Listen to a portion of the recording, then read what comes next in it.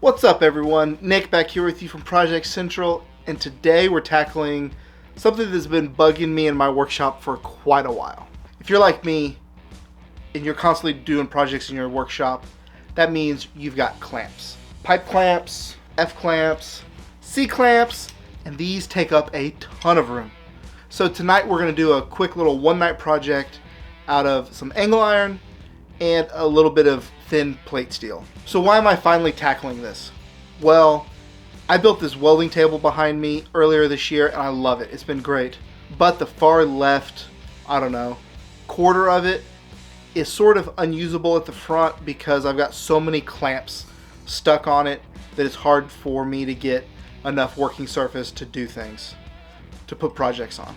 And because I don't have a great home for my clamps, they get stuck everywhere throughout the shop, including on the lift where I need to be working. So you see here, these clamps are in the way and they're just stuffed all inside my Jeep. So today we're gonna build a home for them, and I've got a great spot. Let me show you. Right here next to all my sheet goods, I am gonna stick it right here on this wall. We've got a couple issues we gotta deal with though.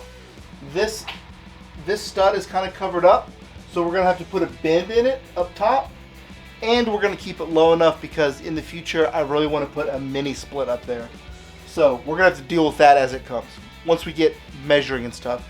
Got some rough measurements, but once we fine tune everything, it's gonna be perfect. So that's where it's gonna go. I might have to move my sheet of melamine here or cut it down, but I don't think it's gonna be in the way that much. We'll see though.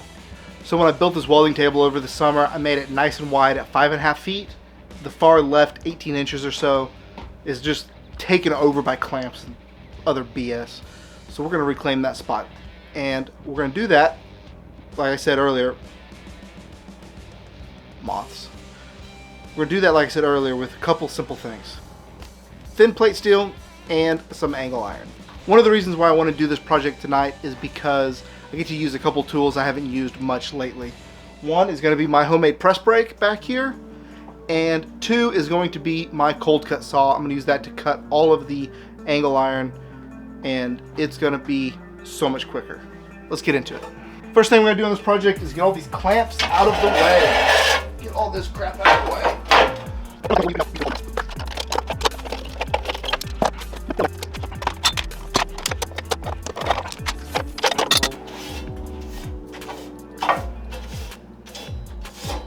Ooh, there we go.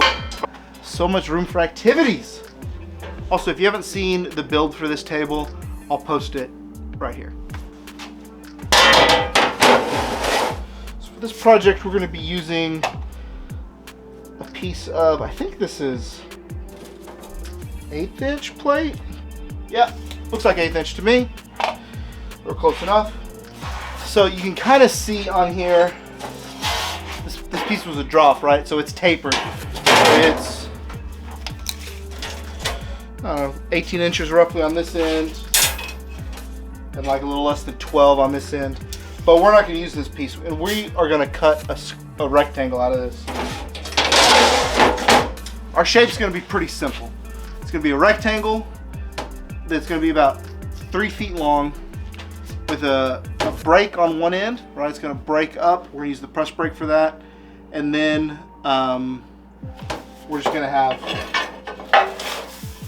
to mark it out, and we're going to have some pieces of angle just weld on like straight. Very simple, but effective.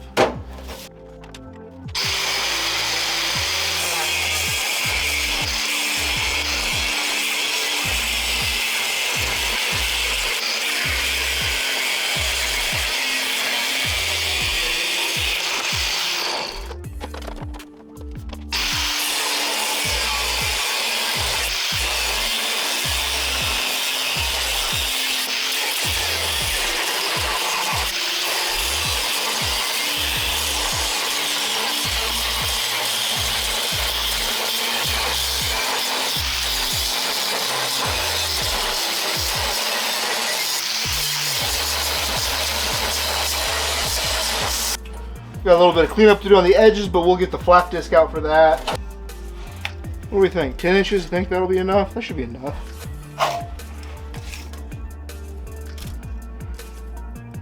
That's only 8 inches. I think 10 inches should be fine. We'll cut 12 of them at 10 inches. So, yep. Let's go get the cold cut saw and our material.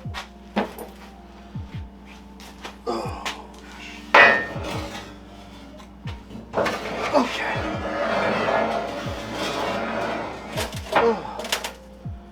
All right. Well,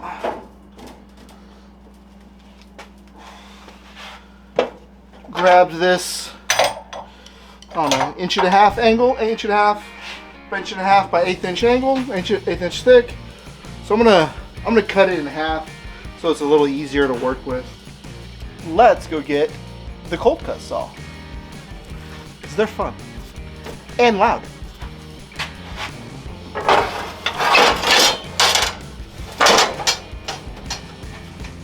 I've shown this on the channel before, but if you haven't seen one of these, this is a cold cut saw. A bunch of different companies make them, but the one I've got is this DeWalt. I bought it used off Marketplace, so I got a good deal on it, but it is well loved, and I love it. If you haven't seen these before, they look a lot like a standard miter saw or a regular chop saw, but they have this metal blade like a miter saw, but they turn slower and they're cold cut saw, so they will cut the steel. Let me show you.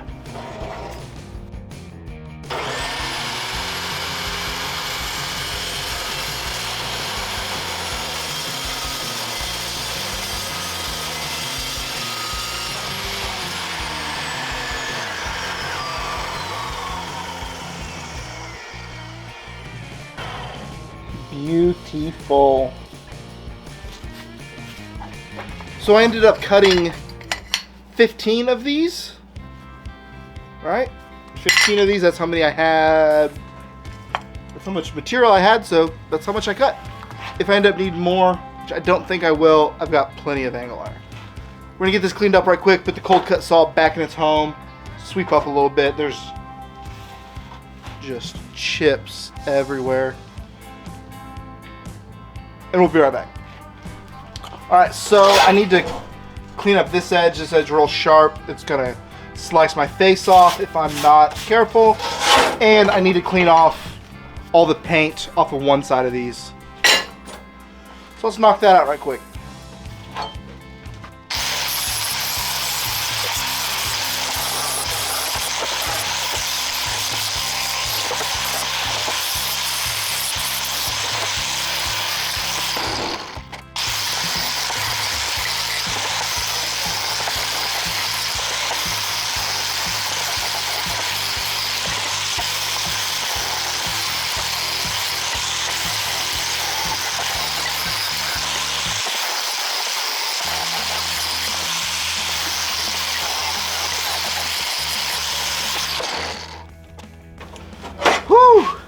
That is, I think 15 of these all shined up on one end, ready to get welded.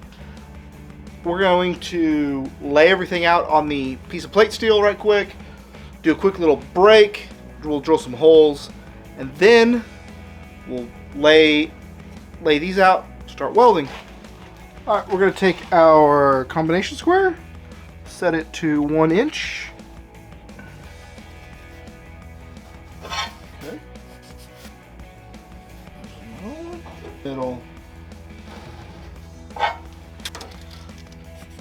All right, we'll drill 3 holes right there.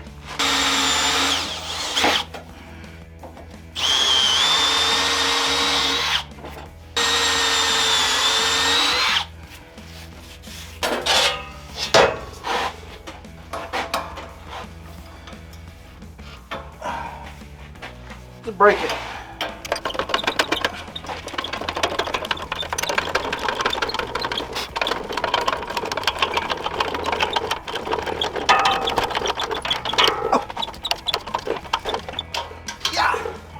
Let's see how she came out. Hey. Not bad. Not bad at all.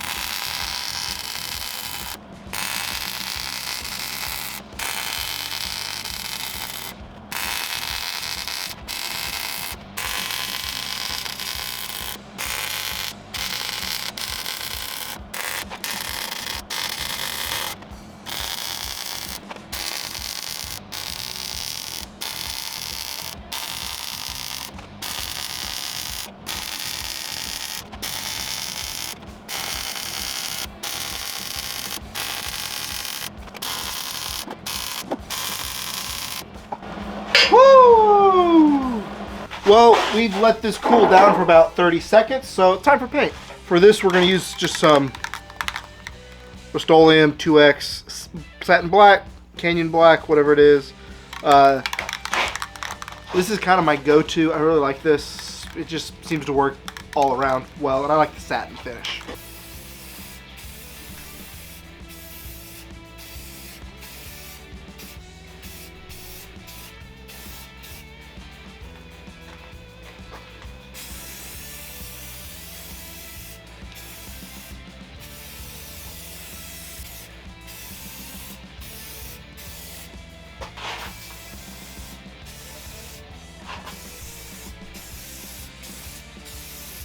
We're gonna let those dry, and they're gonna be done just like that. All right, well, we've let this dry for about 5 minutes. Let's go hang it up.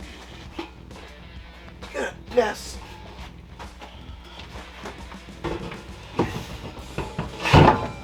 Okay. Show you real quick the type of screws we're using. The ones that are gonna go sideways into the existing are these 1¼ inch pocket hole screws. These are some of my favorites. And then the ones that are going to go into the studs are these 3-inch cabinet screws.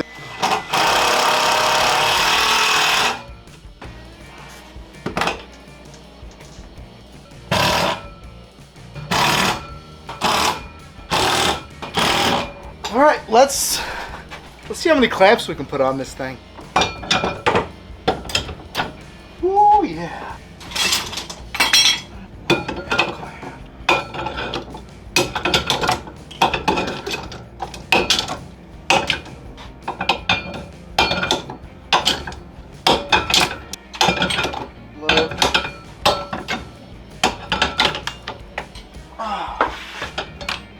Clamps.